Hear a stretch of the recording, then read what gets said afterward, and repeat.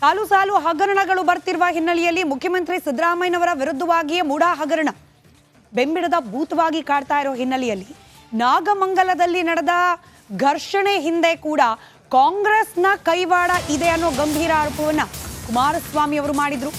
ಕುಮಾರಸ್ವಾಮಿ ಅವರ ಆರೋಪಕ್ಕೆ ಇದೀಗ ಕೈಪಾಳಯ ಕಿಡಿಕಾಡ್ತಾ ಇದೆ. ಕುಮಾರಸ್ವಾಮಿ ಅವರ ಕೆಲಸನೇ ಬೆಂಕಿ ಹಚ್ಚೋದು ಅಂತ ಕುಮಾರಸ್ವಾಮಿ ವಿರುದ್ಧ ಶಾಸಕ ಎಚ್.ಸಿ. ಬಾಲಕೃಷ್ಣ ಸಿಡಿದೆದ್ದಿದ್ದಾರೆ. ನಾಗಮಂಗಲ ಗಲಾಟೆ ಬಗ್ಗೆ ಕುಮಾರಸ್ವಾಮಿನೇ ತನಿಖೆ ಮಾಡಿಬಿಡ್ಲಿ, ಕುಮಾರಸ್ವಾಮಿ ಅವರೇ ತನಿಖಾಧಿಕಾರಿಯಂತೆ ವರ್ತಿಸ್ತಿದ್ದಾರೆ, ನಾನು ಅವ್ರಿಗೇನೆ ಮನವಿ ಮಾಡ್ತೇನೆ ಅಂಥೇಳಿ ಮಾಗಡಿ ಶಾಸಕ ಬಾಲಕೃಷ್ಣ ಹೇಳಿಕೆ ನೀಡಿದ್ದಾರೆ. ನನಗೆ ಈ ಘಟನೆ ನೋಡಿದಾಗ ನೀವೇನೊಂದು ಒಳ್ಳೆ ಪ್ರಶ್ನೆ ಕೇಳಿದಿರಿ. ಹಿಂದೆ 1990ರಲ್ಲಿ ವೀರೇಂದ್ರ ಪಾಟೀಲ್ ಅವರನ್ನ ಮುಖ್ಯಮಂತ್ರಿ ಸ್ಥಾನದಿಂದ ಇಳಿಸ್ಲಿಕ್ಕೆ ಇದೇ ರಾಮನಗರ ಚನ್ನಪಟ್ಟಣದಲ್ಲಿ ಇದೇ ರೀತಿಯಲ್ಲಿ ಅಂಗಡಿಗಳಿಗೆ ನುಗ್ಗಿ ಬೆಂಕಿ ಇಟ್ಟು ದೊಡ್ಡ ಮಟ್ಟದಲ್ಲಿ ಲ್ಯಾಂಡ್ ಆರ್ಡರ್ ಪ್ರಾಬ್ಲಮ್ ಕ್ರಿಯೇಟ್ ಮಾಡಿದ್ರಲ್ಲ, ಅದನ್ನು ನಾನು ನೆನಪಿಸ್ಕೊಡ್ತೀನಿ. 1990 ವೀರೇಂದ್ರ ಪಾಟೀಲ್ ಸರ್ಕಾರ ತೆಗಿಬೇಕು ಅಂತೇಳಿ ಕಾಂಗ್ರೆಸ್ ನಾಯಕರುಗಳೇ ಅವತ್ತು ಆ ಎರಡೂ ತಾಲೂಕಿನಲ್ಲಿ ಅವಳಿ ನಗರಗಳು ದೊಡ್ಡ ಮಟ್ಟದಲ್ಲಿ ದಿನಸಿ ಅಂಗಡಿಗಳು ಪೇಟೆ ಬೀದಿನೆಲ್ಲ ಬೆಂಕಿ ಇಟ್ಟು ದೊಡ್ಡ ಒಂದು ಸಂಘರ್ಷ ನಡೀತಲ್ಲ. ಅವತ್ತು ಏನು ಕೋಮುಗಲಭೆ ಅನ್ಕೊಂಡ್ರೆ ಅದು ಕೋಮುಗಲಭೆ ಅಲ್ಲ, ಅದು ಇದೇ ಕಾಂಗ್ರೆಸ್ನ ಸ್ಪಾನ್ಸರ್ಡ್ ಕಾರ್ಯಕ್ರಮ. ಈಗ ಚನ್ನಪಟ್ಟಣದಲ್ಲಿ ಬೇರೆ ಚುನಾವಣೆ ನಡೆಸಬೇಕಲ್ಲ. ಈಗ ಕುಮಾರಸ್ವಾಮಿ ಅವರು ಹಂಗೆ ಮಾತಾಡೋದು, ಅವ್ರ ಮಾತುಗೂ ಅವರ ಕೃತಿಗೂ ಒಂದಕ್ಕೆ ಹೋಲಿಕೆ ಆಗೋದಿಲ್ಲ. ಕುಮಾರಸ್ವಾಮಿ ಅವರು ಎಲ್ಲೋದ್ರೂ ಬೆಂಕಿ ಹಚ್ಚಕ್ಕಂಥ ಕೆಲಸನೇ ಅಲ್ವಾ, ಕಡ್ಡಿ ಇಲ್ದೇ ಅದೇನೋ ಬೆಂಕಿ ಕಡ್ಡಿ ಇಲ್ದೇ ಬೆಂಕಿ ಹಚ್ಚಕ್ಕಂಥ ಕೆಲಸ ಕುಮಾರಸ್ವಾಮಿ ಅವ್ರು ಮಾಡ್ತಾರೆ. ಪಾಪ ಅವ್ರ ಕೆಲಸನೇ ಅದು. ಅವ್ರ ಅಭಿವೃದ್ಧಿ ವಿಚಾರದಲ್ಲಿ ಯಾವತ್ತೂ ಕೂಡ ಅಭಿವೃದ್ಧಿ ಮಾಡಿದ್ದೀನಿ ಮತ ಓಟ್ ಕೊಡಿ ಅಂತ ಕೇಳಿಲ್ಲ. ಇವೆಲ್ಲವನ್ನ ಬಿಟ್ಟು ನಾನೇನಾದರೂ MP ಆದರೆ ಮೇಕೆದಾಟನ್ನು 24 ಗಂಟೆ ಒಳಗಡೆ ಮೋದಿ ಕರ್ಕೊಂಬಂದು ಅದಕ್ಕೆ ಹಣ ಬಿಡುಗಡೆ ಮಾಡಿ ಉದ್ಘಾಟನೆ ಮಾಡ್ತೀವಿ ಅಂತ ಹೇಳೋರಲ್ಲ, ಅದನ್ನು ಮಾಡಿ ಕೇಳಿ ಮೊದಲು. ಇವೆಲ್ಲ ಬೆಂಕಿ ಹಚ್ಚೋ ಕೆಲಸ ಬಿಡ ಕೇಳಿ ಅವ್ರಿಗೆ. ಇವ್ರನ್ನೇ ತನಿಖಾಧಿಕಾರಿಗಳಾಗಿ ಮಾಡಬೇಕು ಅಂತೇಳಿ ನಾನು ಸನ್ಮಾನ್ಯ ಮುಖ್ಯಮಂತ್ರಿಗಳು ಇವತ್ತು ಮನವಿ ಮಾಡ್ತೀನಿ. ಕುಮಾರಸ್ವಾಮಿ ಅವರೇ ತನಿಖಾಧಿಕಾರಿಗಳಾದರೆ ಬಹುಶಃ ಯಾರ್ಯಾರು ಏನೇನು ಮಾಡೋರು ಅಂತ ಅವರೇ ವರದಿ ಕೊಡಲಿ, ಆಮೇಲೆ ಅವ್ರು ಹೇಳ್ದಂಗೆ ಮಾಡ್ತೀವಿ.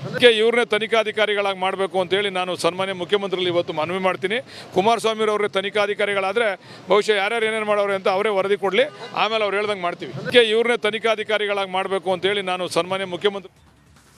ಸಾಲು ಸಾಲು ಹಗರಣಗಳು ಬರ್ತಿರುವ ಹಿನ್ನೆಲೆಯಲ್ಲಿ ಮುಖ್ಯಮಂತ್ರಿ ಸಿದ್ದರಾಮಯ್ಯನವರ ವಿರುದ್ಧವಾಗಿಯೇ ಮೂಡಾ ಹಗರಣ ಬೆಂಬಿಡದ ಭೂತವಾಗಿ ಕಾಡ್ತಾ ಇರೋ ಹಿನ್ನೆಲೆಯಲ್ಲಿ ನಾಗಮಂಗಲದಲ್ಲಿ ನಡೆದ ಘರ್ಷಣೆ ಹಿಂದೆ ಕೂಡ ಕಾಂಗ್ರೆಸ್ನ ಕೈವಾಡ ಇದೆ ಅನ್ನೋ ಗಂಭೀರ ಆರೋಪವನ್ನ ಕುಮಾರಸ್ವಾಮಿ ಅವರು ಮಾಡಿದ್ರು.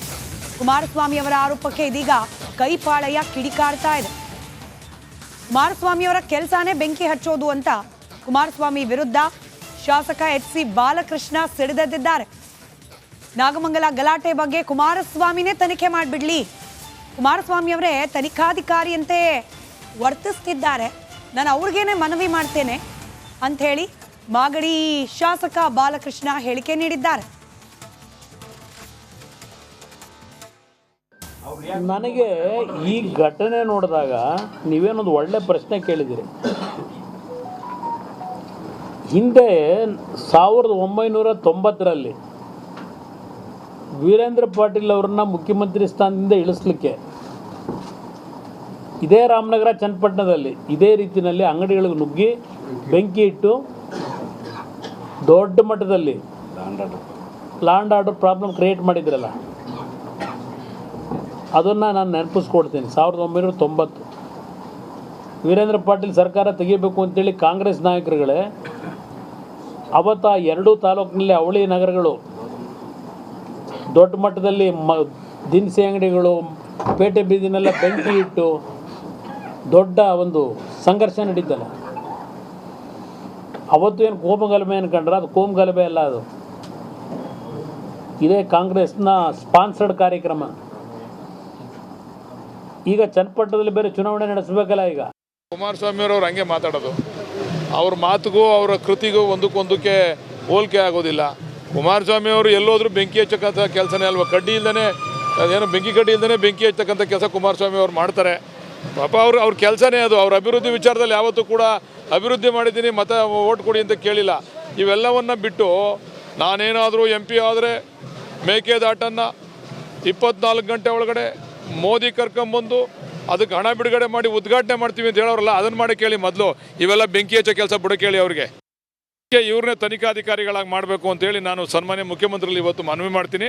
ಕುಮಾರಸ್ವಾಮಿರವ್ರೇ ತನಿಖಾಧಿಕಾರಿಗಳಾದರೆ ಬಹುಶಃ ಯಾರ್ಯಾರು ಏನೇನು ಮಾಡೋರು ಅಂತ ಅವರೇ ವರದಿ ಕೊಡಲಿ, ಆಮೇಲೆ ಅವ್ರು ಹೇಳ್ದಂಗೆ ಮಾಡ್ತೀವಿ. ಇವ್ರನ್ನೇ ತನಿಖಾಧಿಕಾರಿಗಳಾಗಿ ಮಾಡಬೇಕು ಅಂತೇಳಿ ನಾನು ಸನ್ಮಾನ್ಯ ಮುಖ್ಯಮಂತ್ರಿಗಳು ಇವತ್ತು ಮನವಿ ಮಾಡ್ತೀನಿ. ಕುಮಾರಸ್ವಾಮಿರವ್ರೇ ತನಿಖಾಧಿಕಾರಿಗಳಾದರೆ ಬಹುಶಃ ಯಾರ್ಯಾರು ಏನೇನು ಮಾಡೋರು ಅಂತ ಅವರೇ ವರದಿ ಕೊಡಲಿ, ಆಮೇಲೆ ಅವ್ರು ಹೇಳ್ದಂಗೆ ಮಾಡ್ತೀವಿ. ಇವ್ರನ್ನೇ ತನಿಖಾಧಿಕಾರಿಗಳಾಗಿ ಮಾಡಬೇಕು ಅಂತೇಳಿ ನಾನು ಸನ್ಮಾನ್ಯ ಮುಖ್ಯಮಂತ್ರಿ. ನಾಗಮಂಗಲದಲ್ಲಿ ಗಣೇಶ ವಿಸರ್ಜನೆ ಮೆರವಣಿಗೆ ಸಂದರ್ಭದಲ್ಲಿ ಆದ ಗಲಭೆ, ಇದನ್ನ ಖಂಡಿಸಿ ಬೆಂಗಳೂರಿನ ಟೌನ್ ಹಾಲ್ ಬಳಿಯಲ್ಲಿ ಪ್ರತಿಭಟನೆಯನ್ನ ಮಾಡಲಾಗ್ತಾ ಇತ್ತು. ಈ ಸಂದರ್ಭದಲ್ಲಿ ಪ್ರತಿಭಟನಾಕಾರರನ್ನ ನಿಯಂತ್ರಿಸುವ ನಿಟ್ಟಿನಲ್ಲಿ ವಿಘ್ನೇಶ್ವರನನ್ನೇ ಅರೆಸ್ಟ್ ಮಾಡಲಾಗಿದೆ. ಗಣೇಶನ ಮೂರ್ತಿಯನ್ನೇ ಅರೆಸ್ಟ್ ಮಾಡಿದ್ದಾರೆ ಪೊಲೀಸರು. ಗಣೇಶನ ಮೂರ್ತಿ ತಂದು ಪ್ರತಿಭಟನೆಯನ್ನ ಮಾಡಲಾಗ್ತಾ ಇತ್ತು. ನಾಗಮಂಗಲದಲ್ಲಾದ ಗಲಭೆಯನ್ನ ಖಂಡಿಸಿ ನಡೀತಾ ಇದ್ದ ಪ್ರತಿಭಟನೆ ಇದು. ಪ್ರತಿಭಟನಾಕಾರರ ಜೊತೆಯಲ್ಲಿ ವಿಘ್ನೇಶ್ವರನನ್ನ ಕೂಡ ವಶಕ್ಕೆ ಪಡೆದಿದ್ದಾರೆ ಪೊಲೀಸರು. ಗಣಪತಿ ಮೂರ್ತಿಯನ್ನ ವಶಕ್ಕೆ ಪಡೆದಿದ್ದಾರೆ ಪೊಲೀಸರು. ಟೌನ್ ಹಾಲ್ ಬಳಿಯಲ್ಲಿ ಪ್ರತಿಭಟನೆ ನಡೀತಿದ್ದ ಸಂದರ್ಭದಲ್ಲಿ ಆಗಿರುವ ಘಟನೆ ಇದು. ಗಣೇಶ ಮೂರ್ತಿಯನ್ನ ತಂದು ಪ್ರತಿಭಟನೆ ಮಾಡ್ತಾ ಇದ್ರು. ದೃಶ್ಯದಲ್ಲಿ ಗಮನಿಸ್ತಾ ಇದ್ದೀರಿ. ಪ್ರತಿಭಟನಾಕಾರರನ್ನ ಮಾತ್ರವಲ್ಲ, ಗಣೇಶ ಮೂರ್ತಿಯನ್ನ ಕೂಡ ವಶಕ್ಕೆ ಪಡೆದಿದ್ದಾರೆ ಪೊಲೀಸರು.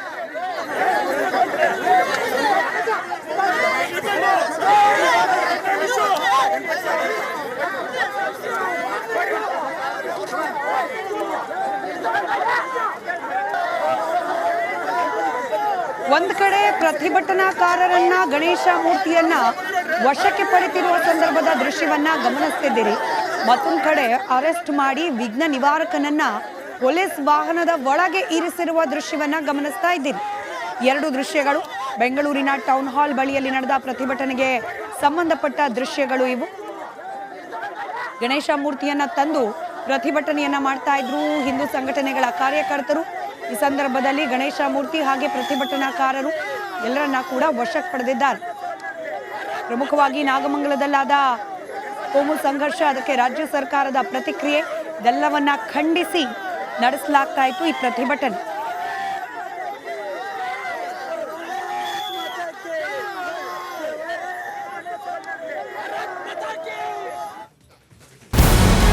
ನಮಸ್ಕಾರ, ಕರ್ನಾಟಕ ಪ್ರೈಮ್ ಟೈಮ್ಗೆ ಸ್ವಾಗತ. ನಾನು ಜಯಪ್ರಕಾಶ್ ಶೆಟ್ಟಿ. ಇಡೀ ಕರ್ನಾಡು ಇವತ್ತು ರೆಬೆಲ್ ಆಗಿ ನಿಂತಿದೆ. ಈ ಹಗರಣಗಳನ್ನು ಸದನದಲ್ಲಿ ಪ್ರಸ್ತಾಪ ಮಾಡಲು ಕೂಡ ಕಾಂಗ್ರೆಸ್ ಹಿಂದೇಟು ಹಾಕಿದ್ದೇಕೆ? ನಿಮ್ಗೆ ಸಂಬಳ ಅದಕ್ಕೆ, ನಿಮಗೆ ವಾಹನ ಅದಕ್ಕೆ, ನಿಮಗೆ ವೆಪನ್ ಅದಕ್ಕೆ, ನೀವು ಅದನ್ನು ಸೆರೆ ಹಿಡಿಬೇಕಾಗಿತ್ತು. ನೀವು ವಿದ್ಯುತ್ ಬರ ಇದೆ ಅಂತ ಹೇಳ್ತಾ ಇದ್ದೀರಿ, ಎಲ್ಲಿ ಬರ ಇದೆ ನೀವು ಹೇಳಬೇಕು. ಪಾಕಿಸ್ತಾನ್ ಆಕ್ಯುಪೈಡ್ ಕಾಶ್ಮೀರ್ ಅದು ಎಂದೆಂದಿಗೂ ನಮ್ಮದು. 40 ಮೆಷಿನ್ಗಳು ತಂದಿತ್ತು ನೋಟ್ ಎಣಿಸುವುದಕ್ಕೆ, ಅದೇ ಹಾಳಾಯಿತು. ಮಥುರಾದ ಗಲಾಟೆ ಇದೆಯಲ್ಲ, ಅದು ಸ್ಥಳೀಯವಾಗಿ ಕೂತು ಪರಿಹರಿಸಬಹುದಾದಂಥ ಕಾನೂನಿದೆ. ಗ್ಯಾರಂಟಿ ಯೋಜನೆಯಿಂದ ನಷ್ಟ ಆಗಿದೆ, ಲಾಭ ಆಗಿದೆ, ದಯವಿಟ್ಟು ಹೇಳಿ. Dawood Ibrahim most wanted criminal ಯಾವಾಗಾದ ಅಂದರೆ ಇಲ್ಲಿ ತನಕ ಭಾರತ ದೇಶದಲ್ಲಿ ಓರ್ವ ದಲಿತ ಪ್ರಧಾನಿಯಾದಂಥ ಇತಿಹಾಸವೇ ಇಲ್ಲ. ರಿಪಬ್ಲಿಕ್ ವರ್ಲ್ಡ್ ಆಪ್ ಇದು ಕೇವಲ ಅಪ್ಲಿಕೇಶನ್ ಅಲ್ಲ, ಸಮಗ್ರ ಸುದ್ದಿಗಳ ಸಂಪರ್ಕ ಮಾರ್ಗಕ್ಕೆ ಕ್ರಾಂತಿಕಾರಿ ಬದಲಾವಣೆ. ರಿಪಬ್ಲಿಕ್ ವರ್ಲ್ಡ್ ಆಪ್ ಕೇವಲ ಸುದ್ದಿ ಅಪ್ಲಿಕೇಶನ್ ಅನ್ನ ಪರಿಚಯ ಮಾಡ್ತಾ ಇಲ್ಲ, ಬದಲಾಗಿ ಡಿಜಿಟಲ್ ಸುದ್ದಿ ಬಳಕೆಯ ಹೊಸ ಯುಗಕ್ಕೆ ನಾಂದಿ ಹಾಡ್ತಾ ಇದೆ. ಇದೊಂದು ಬ್ರೇಕಿಂಗ್ ನ್ಯೂಸ್, ಪ್ರಭಾವಶಾಲಿ ಕಾರ್ಯಕ್ರಮಗಳಿಗೆ ಗಟ್ಟಿಯಾದ ವೇದಿಕೆ. ರಿಪಬ್ಲಿಕ್ ವರ್ಲ್ಡ್ ಅಪ್ಲಿಕೇಶನ್ ಈಗ ಲೈವ್ ಆಗಿದೆ. ಗೂಗಲ್ ಪ್ಲೇ ಸ್ಟೋರ್ ಮತ್ತು ಆಪಲ್ ಆಪ್ ಸ್ಟೋರ್ ಎರಡರಲ್ಲೂ ಲಭ್ಯವಿದೆ. ಈಗಲೇ ಡೌನ್ಲೋಡ್ ಮಾಡಿ.